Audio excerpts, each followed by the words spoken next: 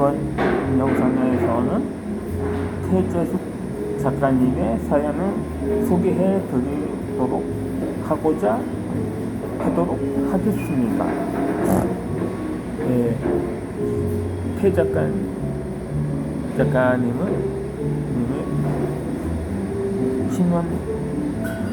10년차 주부이며 그동안에 그 기간 동안 사업을 하고 현재는 임대사업자이라든지 부동산 컨설턴트 겸 작가로 활동하고 있습니다.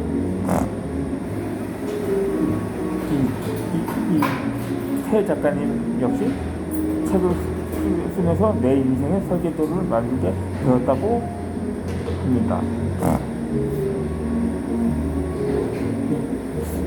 2016년 어느 날 공명의 시간이 다가왔습니다. 폐업하고 자신을 돌아볼 현실적인 계기가 맞닿았습니다. 지금껏 자신이 살아온 점은 주어진 환경 속에서 연연한 시간의 연속이었습니다. 그러다 위기를 맞이하여 사업을 접고 모든 문제에 봉착했습니다. 다음 생활을 이어가야 할 방향을 찾던 중에 인간의 근본적인 문제에 직면하게 되었던 것입니다.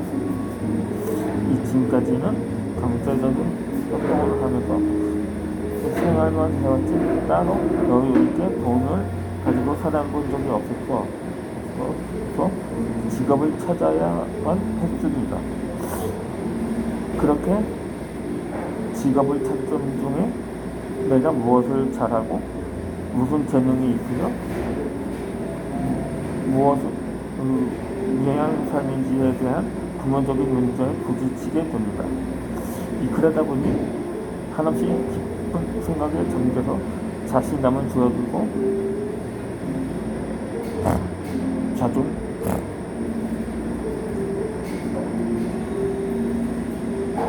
자존감은 바닥을 이고 있었습니다.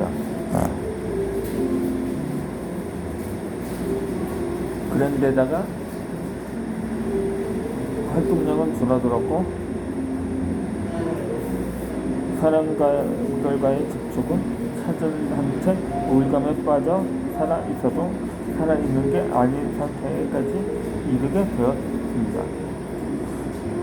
모든 사물이 부정적으로 보였으며 당시의 현실은 타인에 대한 원망과 서러움으로 가득 차 있었습니다.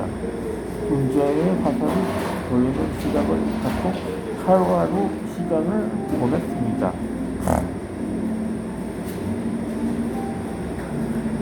이러면서 알게 되었습니다. 지금까지 자신이 누구인지도 무엇을 원하는지도 모르고 구체적인 꿈 없이 살았음을 알게 되었습니다. 그러다 보니 현실에 떨어지며 자신은 온데간데 없고 현실적인 문제에 맥을 되어 한없이 허우적대고 있는 자신을 발견하게 되었습니다.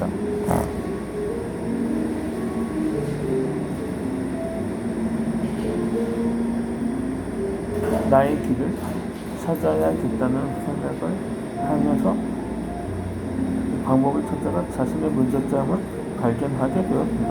첫째, 나만의 꿈을 불정했습니다. 구체적인 인생 목표와 방향 없이 떠들면 인생적인 문제에 이시들고 있었습니다.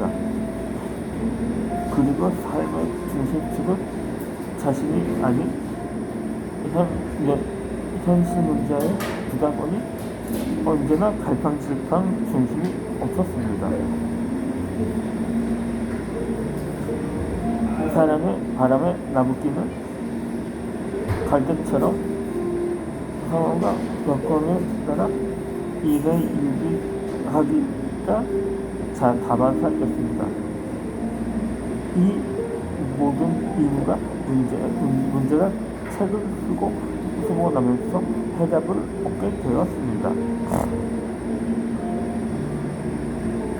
이 내용의 질을 떠나 철저한 자신과의 만남 없이는 책을 완성할 수가 없습니다.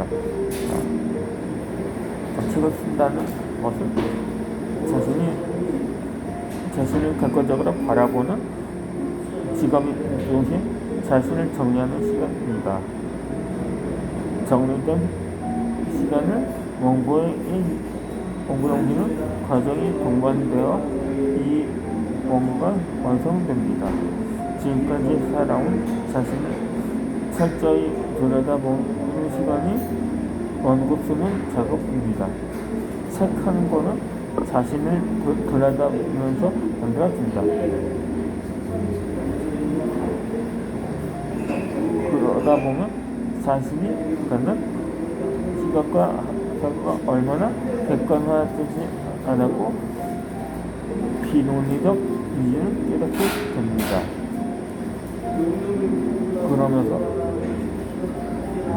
자신이 지금까지 느낀 감정과 일들이 다 나로부터 시작임은 다시 말해 자신의 편견과 선입견을 발견하게 됩니다.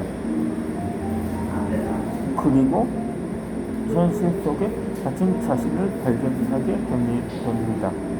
책을 쓰면 이러한 과정을 밟게 됩니다. 결국 책을 쓴다는 것은 자신을 위한 치유책이자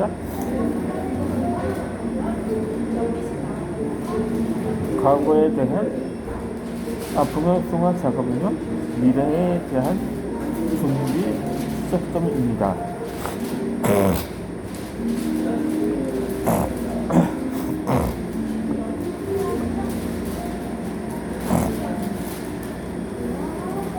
개인적으로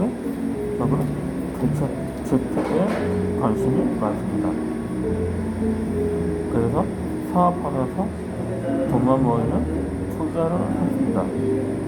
그래도 수익률에 만족지 못해서 두드렸습니다. 처음에는 금융상품에 수익 투자하다가 단이익을 키워 투자해 나갔습니다. 오늘 한계를 느끼고 부동산으로 방향을 돌리게 되었습니다. 다행히도 운 좋게 제대로 된 멘토를 만나 성공에 투자했습니다. 그러면서 재테크의 시야를 넓히게 되었습니다.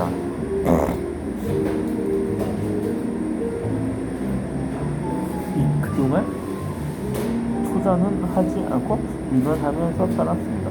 누군가에는 일과 동시에 투자까지 병행하며 경제적으로 빠르게 자유를 획득할 방법을 알려주고 싶다는 막연한 생각을 했었습니다.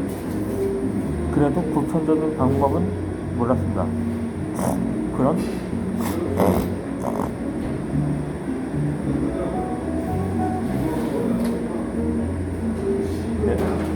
책을 쓰면서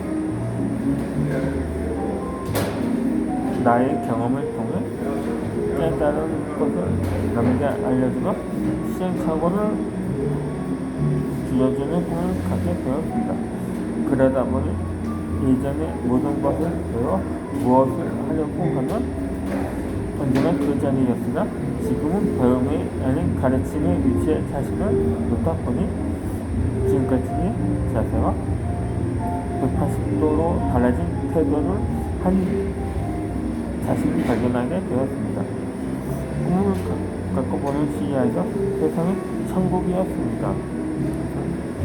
지금의 불편한 문제는 왜 생기는지에 대한 원인부터 어떻게 하면 해결될 것이라는 방법까지 떠오릅니다. 그리고 사람들이 보이기 시작했습니다. 꿈을 갖고 사는 사람인지 드림킬러인지 말입니다. 가까운 지인에게도 이제는 불면력을 실천하고 있습니다. 이 모든 과정이 책을 쓰면서 변화된 현상입니다. 이 책이 이런 효과인지 꿈에도 몰랐습니다. 책을 쓰는 과정에서 자신을 정립하고 정돈하게 되었습니다.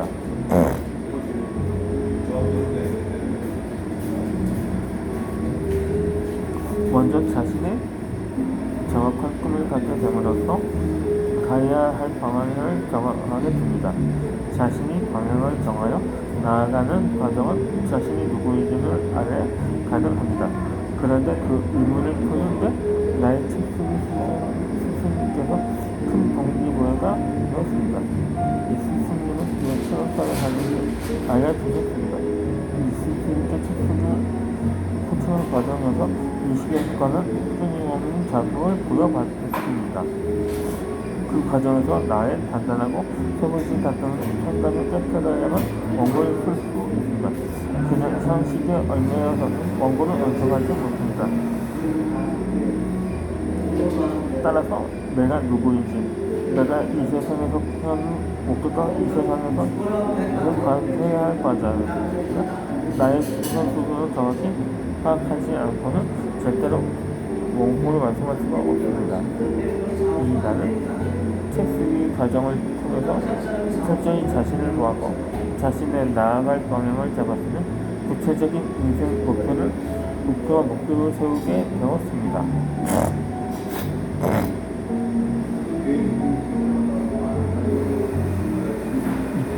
때로는 눈물과 억울함으로 감철된 자신의 지나온 이 시간을 깨우기 위해 밑가름임을 깨닫게 됩니다. 이 책 쓰기 전에는 자신이 얼마나 소중하고 귀한 존재인 줄도 모르고 스스로 의뢰 자체로 살았습니다. 먹고 살기 위해서 스스로 위선을 떨면서 착한 척 똑같이 노름을 할 것입니다. 그리고 속으로도 일을 가져서 말입니다.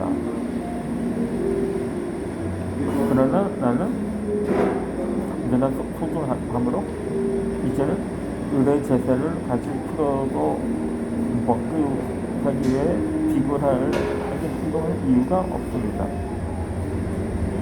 그렇게 남이 짜놓은 틀에만 갇혀서 경제적인 활동을 하지 않아서 하나도 되어갑니다. 그동안 내가 경험한 지혜를 통해서 누구에게 도움을 주고 그 속에서 보람과 성취감을 맛볼 수 있도록 경제활동의 모든 계획과 보상은 내가 도조적으로 합니다. 나의 인생에서 내가 열쇠를 쥐고 현실을 제어합니다.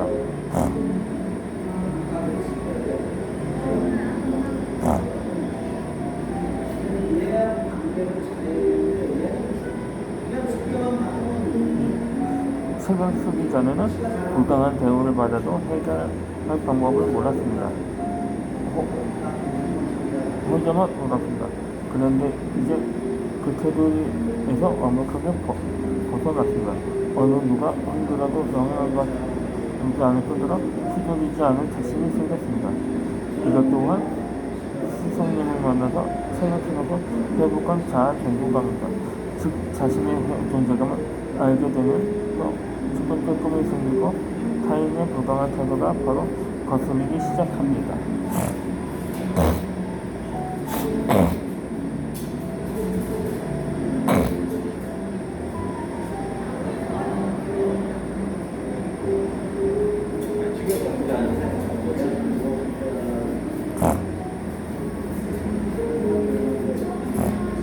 그리고